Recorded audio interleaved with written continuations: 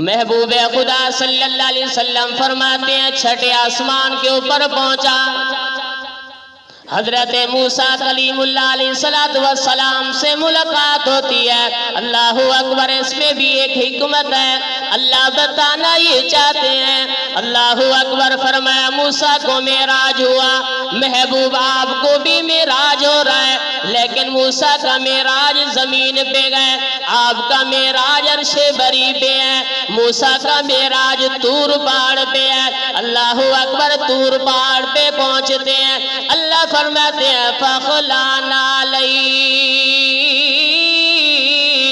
اِنَّكَ بِالْوَادِ الْمُقَدَّسِ طُوًى، اور موسیٰ جوتوں کو اتار لے۔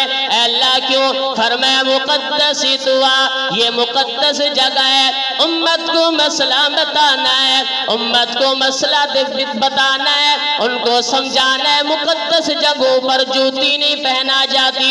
فرمایا مسجد ہو، مدارس ہو، مراکز ہو، خانقاہ ہو، فرمایا یہ ادب کی جگہ ہے، جوتی نہ پہنا کرو۔ اللہ اکبر، فرمایا موسیٰ علیہ السلام کی جوتی مبارک اتروار لی، لیکن جس وقت تیرا اور میرا نبی ہے عرش بری کے اوپر پہنچتا ہے، محبوب جوتی نہیں اتارنی۔ اے اللہ کیوں؟ فرمایا اس لیے کہ آپ کی جوتی مبارک کی لگنے کی وجہ سے آج میں نے عرش بری کو 4 چاند لگانے والا ہوں۔ فرمایا اللہ بتانا یہ چاہتے ہیں، موسیٰ طور پہاڑ پہ کھڑا ہے، دعا مانگ رہا ہے، اللہ ربی ارینی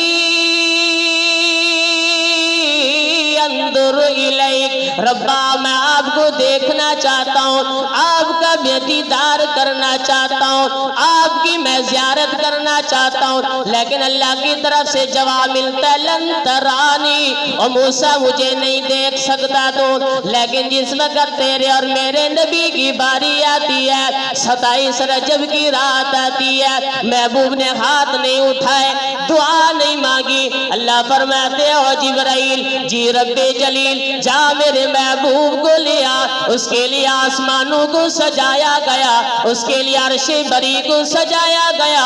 محبوب نے مانگا نہیں، بن مانگے اللہ نے اپنی زیارت کروا دی۔ اور میں اس میں بھی ایک حکمت ہے، موسیٰ کلیم اللہ علیہ السلام کے ساتھ ملاقات میں بھی ایک حکمت ہے، اللہ بتانا یہ چاہتے ہیں۔ محبوب موسیٰ علیہ السلام نے وقت کی فرعون سے ٹکر لے لیا، نہ ڈر ہو کہ ان سے لڑے۔ اللہ اکبر، ایک وقت آئے گا آپ بھی کیسر و کسریٰ کے ساتھ آپ کا بھی ٹکر ہوگا۔ اللہ اکبر، استقامت کے ساتھ آپ بھی ڈٹ جانا، میں کیسر و کسریٰ کو بھی تہس نہس کر دوں گا، اور لیکن آپ کو بھی آپ کے دین کو میں رب بلند کر دوں گا۔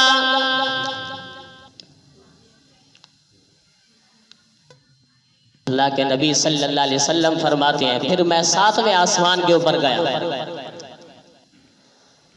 ہر آسمان کے فرشتوں نے استقبال کیا، اور 7ویں آسمان کے اوپر حضرت ابراہیم خلیل اللہ علیہ السلام سے ملاقات ہوئی۔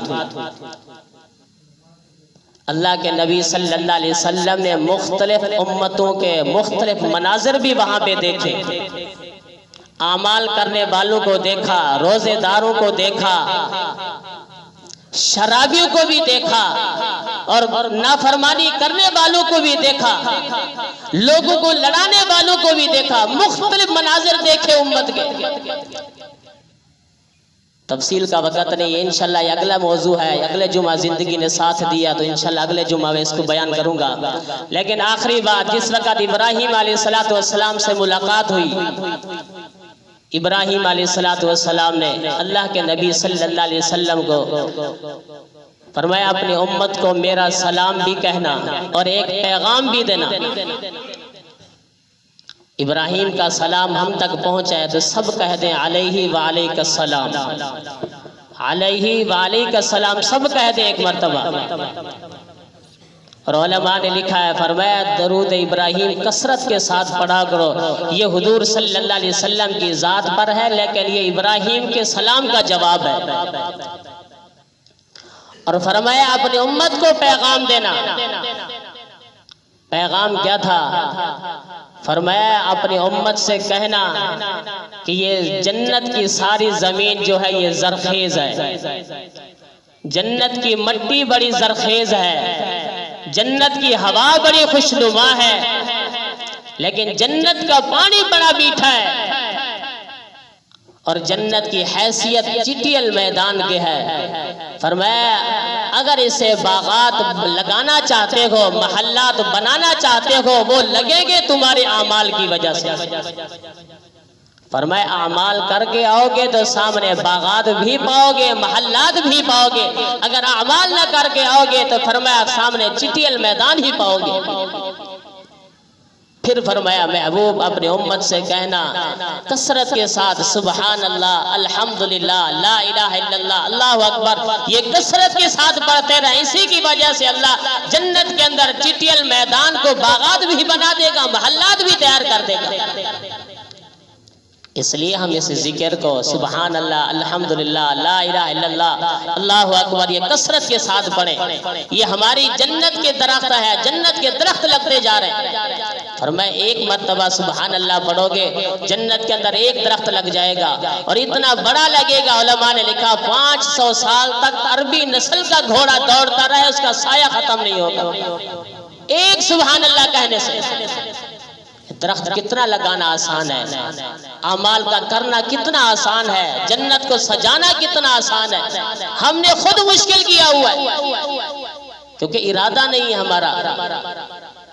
اس لیے ہم خدا را ہمارے پاس یہ وقت ہے، اس وقت کو ہم قیمتی بنائیں، کوشش کریں اعمال صالحہ کریں، نماز روزوں کی پابندی کریں۔ اللہ تعالی ہم سب کا حامی و ناصر ہو۔ وآخر دعوانا الحمدللہ رب العالمین۔